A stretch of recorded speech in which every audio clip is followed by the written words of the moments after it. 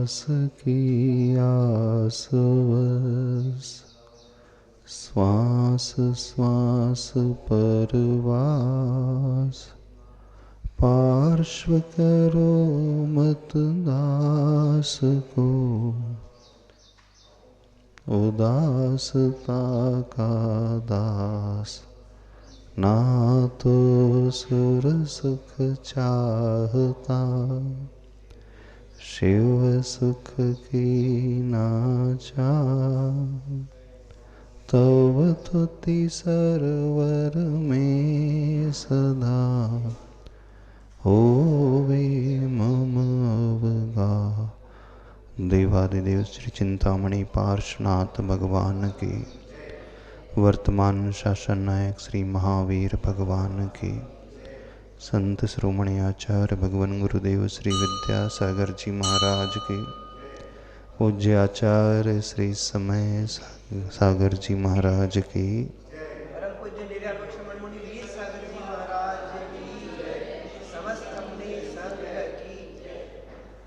हम सभी लोग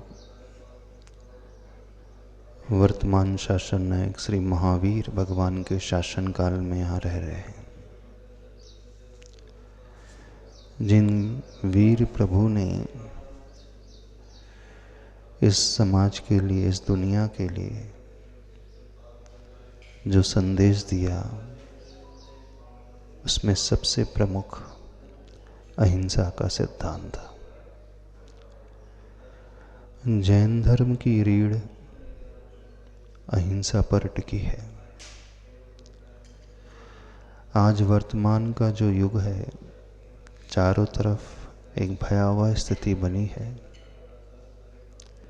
हर जगह युद्ध का माहौल है, चाहे ईरान, इजराइल, अमेरिका के युद्ध को देख लें, खाड़ी देश में होने वाली उन परिस्थितियों को देख लें।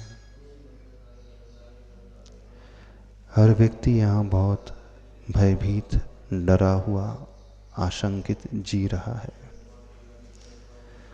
किसी को कुछ पता नहीं है कब क्या हो जाए। ऐसे समय महावीर भगवान के सिद्धांत की उपयोगिता और अधिक बढ़ जाती है। जैन धर्म में महावीर प्रभु तो अंतिम तीर्थंकर हुए, उनसे पूर्व 23 तीर्थंकर हुए। सभी तीर्थंकरों ने जो मुख्य उपदेश दिया, अहिंसा का ही दिया। जैसे हम अपने जीवन को जीना चाहते हैं,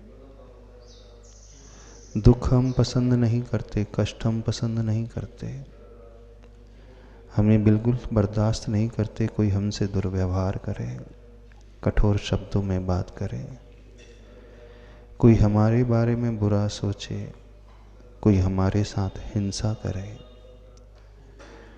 जैसा हम अपने लिए चाहते हैं, वैसा ही दूसरों के लिए देना सीखें। उसी बात को ध्यान में रखते हुए भगवान महावीर ने एक संदेश दिया था, परस्पर उपग्रहो जीवानाम, या उसे हिंदी में कहें, जियो और जीने दो। जैसा हम जीवन जीना चाहते हैं, वैसा ही दूसरों को जीवन जीने का अवसर दिया जाना चाहिए। हम बिल्कुल नहीं चाहते कि कोई हमारे अधिकार क्षेत्र में प्रवेश करे। पसंद करते हैं आप कोई आपके अधिकार क्षेत्र में एंटर करे? हर व्यक्ति यहाँ प्राइवेसी चाहता है, एकांत चाहता है। वैसे ही हम दूसरों के अधिकार क्षेत्र में हस्तक्षेप बिल्कुल ना करें। उसे भी जीने का वैसा ही अधिकार है जैसा हमें अधिकार है। जैन धर्म की अहिंसा सिर्फ मनुष्यों तक सीमित नहीं है, प्राणी मात्र तक, जीव मात्र तक, पशुओं तक भी उतनी ही अधिक गहरी जितनी मनुष्यों के साथ है। हर शरीरधारी के भीतर एक आत्मा होती है और कोई भी आत्मा कष्ट नहीं चाहती। चाहे वो मुर्गी के बच्चे हों, चाहे मछली हो, चाहे बकरी हो, चाहे गाय भैंस हो, वो भी जीवन जीना चाहते हैं। न केवल हमारे परिवार के सदस्य, पड़ोसी भी वैसा ही जीवन जीना चाहता है। जहाँ अहिंसा आती है वहीं से धर्म की शुरुआत होती है। जहाँ अहिंसा होती है वहीं शांति का माहौल होता है। आज वर्तमान के युग में अहिंसा को हम प्रायोगिक रूप में अपने भीतर उतारना सीखें। वीर प्रभु ने जो संदेश दिया अहिंसा का, वो कायरता का नहीं था, डर का नहीं था। अहिंसा का अर्थ किसी को मन से भी, वचन से भी और काय से भी पीड़ित नहीं करना, दुख नहीं पहुंचाना। ये भाव यदि हमारे भीतर उतर के आ जाए तो जीवन बहुत सुंदर बन जाएगा। इस अहिंसा को हर व्यक्ति के जीवन में आना चाहिए, उतरना चाहिए, सोचना चाहिए। आप लोग जो अहिंसा की बातें करते हो सिर्फ स्वार्थ को लेकर के, बहुत सारे देश अहिंसा की बातें करते हैं सिर्फ अपनी प्रगति को लेकर के, शांति की बातें करते हैं जहां उनका स्वार्थ सिद्ध होता है वो शांति की बातें करते हैं। लेकिन अहिंसा और शांति स्वार्थ को लेकर के नहीं, परमार्थ को लेकर के होती है।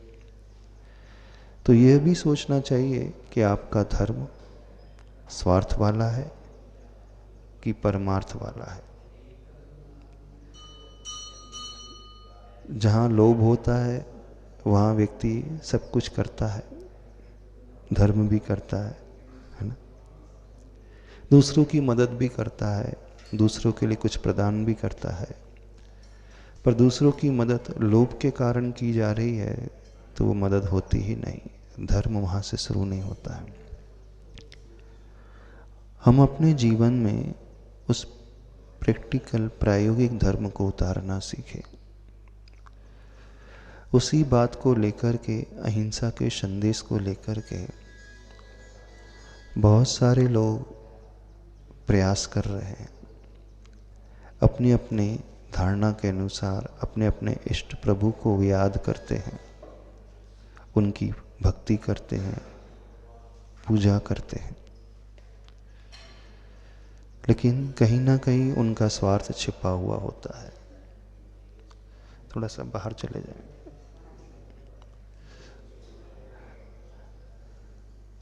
मंदिर जैसे पवित्र स्थान में भी आकर के यदि आप विकल्प के साधन लेकर के आ रहे हैं तो मंदिर आना ठीक ही नहीं है। आज वर्तमान में यह क्षेत्र भी डिस्टर्बेंस से भरा हुआ है ना। यहाँ मोबाइल बार बार बजने लगते हैं। होना ये चाहिए जब आप प्रभु के पास आए तो उन समस्त साधनों को छोड़ करके आए। इस भारत देश में भी कुछ लोग इस महावीर जयंती के पर्व के निमित्त भगवान महावीर के उस अहिंसा के संदेश को दुनिया तक पहुंचाना चाहते हैं, सिर्फ शब्दों से नहीं, भावों से भर करके। जब हम प्रभु की भक्ति करते हैं उसका उद्देश्य भी यही होता है। कुछ लोगों की संकेत हमारे पास आए कि वो ये कह रहे थे इस महावीर जयंती निमित्त हम स्तुति कर रहे हैं सामूहिक रूप से। नमोकार मंत्र का पाठ वर्ल्ड वाइड सामूहिक रूप से करना चाहते हैं, ताकि जब सामूहिक रूप से नमोकार मंत्र का उच्चारण होगा, सामूहिक रूप से महावीर प्रभु की स्तुति होगी, सामूहिक रूप से उन पार्श्वनाथ भगवान की स्तुति होगी, तो उसका संप्रेषण, उस भावना का संप्रेषण चारों तरफ फैलता है। क्योंकि जिन्होंने स्वयं अहिंसा के सिद्धांत पे चल कर के इस मुक्ति को पाया, उनका जब हम नाम उच्चारण करते हैं तो उस ऊर्जा का प्रभाव इस यूनिवर्स तक फैलने लगता है। इस यूनिवर्स में हर प्रकार की एनर्जी मौजूद है, पॉजिटिव भी है और नेगेटिव भी है। जैन धर्म की एक सबसे बड़ी विशेषता बताना चाहते हैं। जैन धर्म में भगवान महावीर ने एक धर्म ध्यान का वर्णन किया है और जिसका नाम है अपाय विजय धर्म ध्यान। अपाय का अर्थ होता है दुख, अर्थात ऐसा धर्म ध्यान करना जिसमें ये भाव भाना कि चारों तरफ जो दुखी जीव हैं उनके दुखों का अंत हो, उनकी पीड़ाओं की समाप्ति हो, उन्हें सुख की प्राप्ति हो। जब हम दूसरों के दुख को समाप्त करने की भावना भाते हैं, दूसरों के मंगल की भावना भाते हैं, तो शांति का वह संदेश न केवल शब्दों से बल्कि भावों से चारों तरफ फैलने लगता है। जब इस शांति के संदेश को और अहिंसा के संदेश को हम हृदय से भर कर के भाते हैं और उस मंत्र का उच्चारण करते हैं, स्तुति करते हैं, तो उसका प्रभाव सिर्फ हम पर नहीं होता है बल्कि इस वातावरण में चारों तरफ इस हिसाब से होने लगता है। मांगलिक भावना हमारे ऑरा को जो है क्लियर बनाती है। हर लिविंग बीइंग का एक ऑरा होता है, एक आभा मंडल होता है। जब हम पॉजिटिव भावना को भाते हैं, करुणा की भावना से, कंपैशन की भावना से भरते हैं, तो हमारा ऑरा बहुत एनर्जेटिक हो जाता है और वह ऑरा का जो क्षेत्र चारों तरफ फैलते चले जाता है। जब सामूहिक रूप से लोग मिलकर के करुणा की भावना से भर कर के, फॉरगिवनेस, क्षमा की भावना से भर कर के, अहिंसा की भावना से भर कर के भावना भाते हैं, तो सबका ऑरा जो है, आभा मंडल जो है, बहुत सुंदर होने लगता है और धीरे धीरे फिर वातावरण में चारों तरफ उस प्रकार की पॉजिटिव एनर्जी का प्रभाव फैलने लगता है और इसे कहा जाता है अपाय विजय धर्म ध्यान। तो महावीर जयंती का जो पर्व आ रहा है, वहाँ सिर्फ नारे नहीं लगाना है, वहाँ इस धर्म ध्यान की भावना को अंदर से भाना है। जो आज स्थिति बनी हुई है, सारी दुनिया थर्ड वर्ल्ड वॉर की ओर जा रही है ना, तीसरे महायुद्ध की ओर बढ़ती चली जा रही है। वह भयावह हो रहा है, उससे हमें शांत करना है और यह नहीं मानना कि हमारे कहने से क्या फर्क पड़ेगा, एक व्यक्ति से क्या फर्क पड़ता है। नहीं, दावानल बाद में फैलती है, अग्नि बाद में फैलती है, लेकिन उस अग्नि की शुरुआत एक चिंगारी से होती है। यदि एक व्यक्ति भी अच्छी भावना भरना शुरू कर दे तो उसका प्रभाव आसपास फैलने लगता है और धीरे धीरे एक बूंद जब दूसरे बूंद से मिलती है, इधर आ जाए, तो वो एक धारा का रूप ले लेती है, प्रवाह का रूप ले लेती है। तो हमें एक से बढ़ मिलकर के दूसरों तक, दूसरे से मिलकर तक, अनेकों तक के संदेश को, इस भावना को पहुंचाना है ताकि वह बूंद बूंद मिलते हुए एक बड़ी धारा, प्रवाहशील धारा बनते चले जाए और आगे उस शांति के, अहिंसा के, करुणा के संदेश को चारों तरफ फैलाता चला जाए। इसी निमित्त एक स्तोत्र है, उवसग हर स्तोत्र, पार्श्वनाथ भगवान की स्तुति वाला है। आचार्य भद्र बाहुकृत यह स्तोत्र माना जाता है। युग के अंतिम समय में जब भगवान महावीर को निर्वाण हुआ, अंतिम श्रुत केवली आचार्य भद्रबाहु स्वामी हुए। उन भद्रबाहु स्वामी द्वारा रचित इस शांति के संदेश को देने वाला यह स्तोत्र प्राकृत भाषा में लिखा हुआ है। आज उस स्तोत्र को थोड़ा सा आपके सामने रखते हैं सामूहिक रूप से आप लोग एक एक गाथा का उच्चारण करना और उसके साथ उसमें जो भाव भरे हुए हैं कल्याण के, मंगल के, उन मंगल और कल्याण की भावना को अपने हृदय में भाने की कोशिश करना।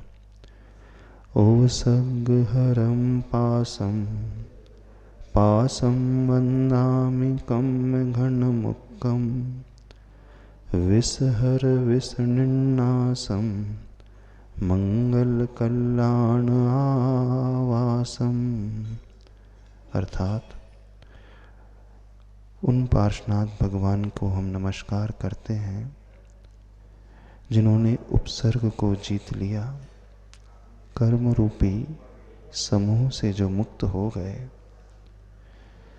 बड़े बड़े विषधर के विष को विनाश करने वाले, अर्थात जिसकी क्रूर प्रवृत्ति है उसे वो नाश करने वाले हैं और मंगल और कल्याण के आवास के स्थान हैं उन पार्श्वनाथ भगवान और उन महावीर भगवान को हम नमस्कार करते हैं, वंदना करते हैं। विसहर पुलिंगमंतं कंठे धारे द्विजोषयामणो तस्य गहरोग मारे दुष्ट जराजन्ति ओसामम। जो इस स्तोत्र को अपने कंठ में धारण करता है उसके रोग, बीमारियां, दुष्ट ग्रह, जरा, परेशानियां आदि उपशम को प्राप्त हो जाती हैं, शांत हो जाती है। चिट्ठदुदूरे मंतो तुझ प्रणामो विबहुफलो होदी नरतिर्येषु विजीवा पावन्ति न दुख दो गच्छम। भगवान का मंत्र तो बहुत दूर रहा, भगवान का नाम मात्र लेना भी बहुत फल को देने वाला हो जाता है। जरूरी नहीं हम पूरे मंत्र का उच्चारण करें, पूरे स्तोत्र का उच्चारण करें। सिर्फ उनका नाम लेने से ही न केवल हमारे वचन शुद्ध होते हैं बल्कि हमारे भाव भी शुद्ध होते हैं। मनुष्यों को, तिर्यंच को दुख से जो उबारने वाला है, दुर्गति से उबारने वाला है, ऐसी है स्तुति की भावना हम सब भाएं। कुछ लोगों के मन में तर्क उठता है किसी व्यक्ति विशेष का नाम लेने से क्या फर्क पड़ता है। आता है ना भाव, हमने भगवान का नाम ले लिया, कैसेट में भी नाम आ जाता है, टेप रिकॉर्डर होता है वो भी पाठ कर जाती है। एक भजन की कैसेट लगा दो, नॉन स्टॉप वो बजती रहती है। यदि नाम लेने से ही फल मिलता तो एक भजन को ऑन कर दो तो अपने आप फल मिलना चाहिए। नहीं, थोड़ा समझे, शब्दों से फल नहीं मिलता है, शब्द का उच्चारण तो आज आपको किसी भी इंस्ट्रूमेंट से मिल जाएगा। शब्दों के साथ जो भावना छिपी होती है वह फलदायी होती है। तो जो ये तर्क करते हैं कि नाम से क्या होता है, नहीं, नाम के साथ भावों से फर्क पड़ता है। यदि हम ये भाव भा रहे हैं उस पर्टिकुलर जीव के लिए, उस मनुष्य के लिए, उस तिर्यंच के लिए, उस व्यक्ति के लिए कि उसके दुख दूर हो, तो ये भावों का संप्रेषण अवश्य फैलता है। जैसे रेकी में भावना दी जाती है, बिल्कुल वैसे ही यहाँ पे तु सम्मते लब्धे चिंतामणि कम पायव सरिसे पावन्ति अविघ्नेणं जीवाय रामरम ठाणम। अर्थात जो व्यक्ति इन प्रभु को भली भांति प्राप्त कर लेता है, समझना वो चिंतामणि रत्न और कल्प वृक्ष को पाने वाला हो जाता है। पार्श्वनाथ भगवान के नाम से ही क्या जुड़ा है? चिंतामणि पार्श्वनाथ, उपसर्ग विजेता पार्श्वनाथ, है ना। तो जो चिंतन हम करेंगे पार्श्वनाथ भगवान वो देने वाले हैं। उन्होंने स्वयं अपने जीवन में उस उपसर्ग को जीता, कठिनाइयों को जीता। तो हमारे जीवन में भी जब प्रतिकूलता आएंगी उसे हम जीत करके आगे बढ़ जाते हैं। एहि संत दो महायस भक्ति भरेण हृदयेन तादेव दिज बोहिम भवे भवे पासम जिन चंदम भवे भवे पास जिन चंदम। जो महान यशस्वी इन पार्श्वनाथ भगवान की हृदय से भक्ति से भरकर के भावना भाता है, वह उस बोधि लाभ को प्राप्त हो जाता है। प्रभु की भक्ति उस ज्ञान की, उस शांति की, उस करुणा की भावना से हमें भर देती है, यहाँ तक हमें लेकर के आ जाती है। ये तो हो गई भगवान की स्तुति।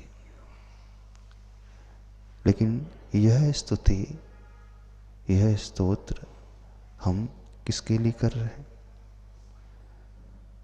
वैसे सभी लोग अपने कल्याण के लिए भगवान की भक्ति करते हैं, है ना। आप जब मंदिर आते हो, पूजा करते हो, पाठ करते हो, अपने स्वार्थ के लिए करते हो।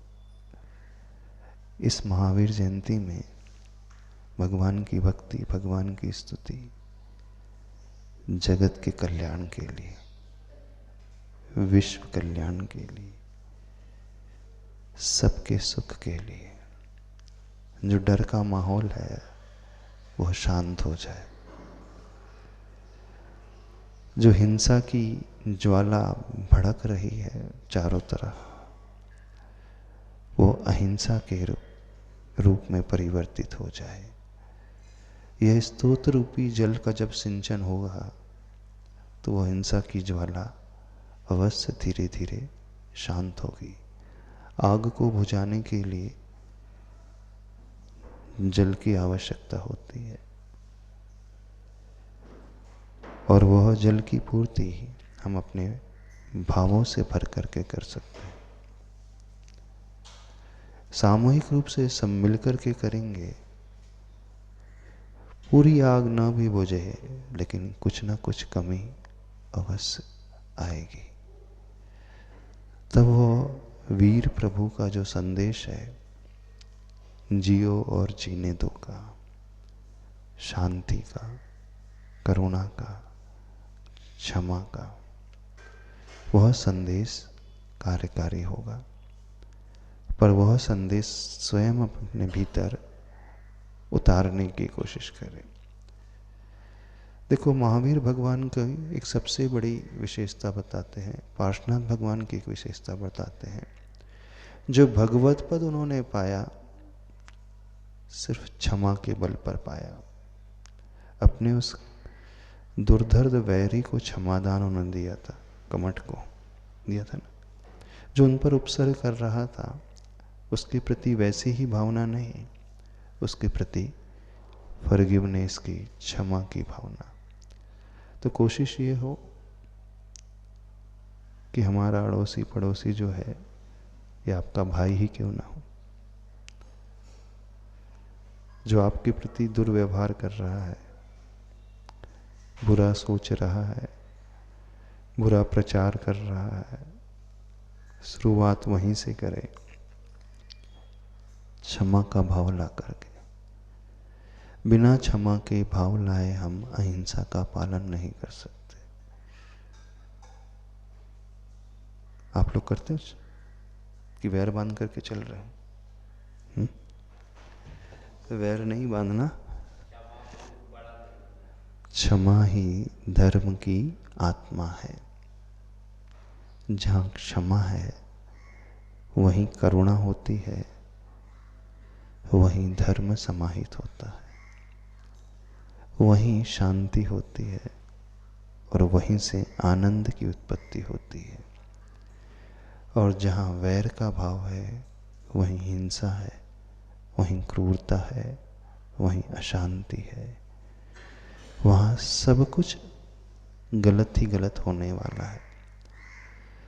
तो आज बहुत ज़्यादा आवश्यकता है, जिन संदेशों को दुनिया नारे के रूप में लगाती है, उन संदेशों को, पाश प्रभु के, वीर प्रभु के संदेशों को हम अपने हृदय में उतारें। और एक बात समझें, जब हम किसी को क्षमा करते हैं तो उस पर उपकार नहीं करते, एहसान नहीं करते, बल्कि एहसान हम स्वयं पे करते हैं। जब हम क्षमा के भाव से भरते हैं तो आनंद हमारे हृदय में फूटता है। तो आनंद जिससे प्राप्त होता है, सुख जिससे प्राप्त होता है, तो हमने दूसरों पर तो उपकार नहीं किया, उपकार स्वयं पे किया।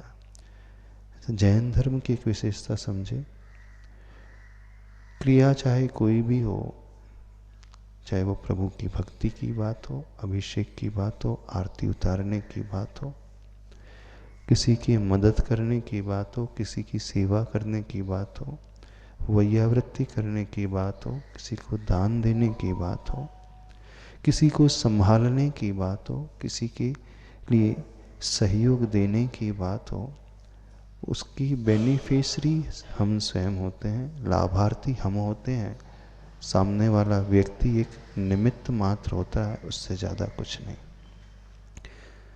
तो जब हम करुणा का भाव लाते हैं, अहिंसा का भाव लाते हैं, क्षमा का भाव लाते हैं, तो हम उसके लाभ के लिए नहीं लाते हैं, अपितु स्वयं के लाभ के लिए भाग लाते हैं। जिससे ये कंसेप्ट क्लियर हो जाता है कि जब मैं धर्म कर रहा हूँ, बेनिफिट मुझे ही होने वाला है, तो फिर उससे कहने की आवश्यकता नहीं पड़ेगी कि धर्म किया करो, करुणा का भाव लाया करो, किसी की मदद किया करो। कहना तब पड़ता है जब हम भूल जाते हैं कि लाभ हमें नहीं हो रहा है, लाभ तो दूसरों को हो रहा है। तो इस कंसेप्ट को समझाएं, अपने आप को समझाएं। कुछ भी क्रिया करो आप धर्म की, कोई भी स्तुति पढ़ो, अथवा किसी व्यक्ति साधर्मी की हेल्प कर रहे हो, तो लाभ उसे नहीं, उसके निमित्त से हमारा सम्यक दर्शन मजबूत होता है, उसके निमित्त से हमारा हृदय करुणा से भरता है, उसके निमित्त से हमारा धर्म जो है, प्रैक्टिकल प्रायोगिक धर्म जो है, पुष्ट होता है, और उसके निमित्त से आनंद हमारे भीतर प्रस्फुटित होता है, उत्पन्न होता है। तो लॉन्ग टर्म में बेनिफिट हमें ही होता है, उसे नहीं होता। अब आप कहो कि हम नहीं करेंगे तो कुछ नहीं होगा, आप नहीं करो तो कोई और कर देगा।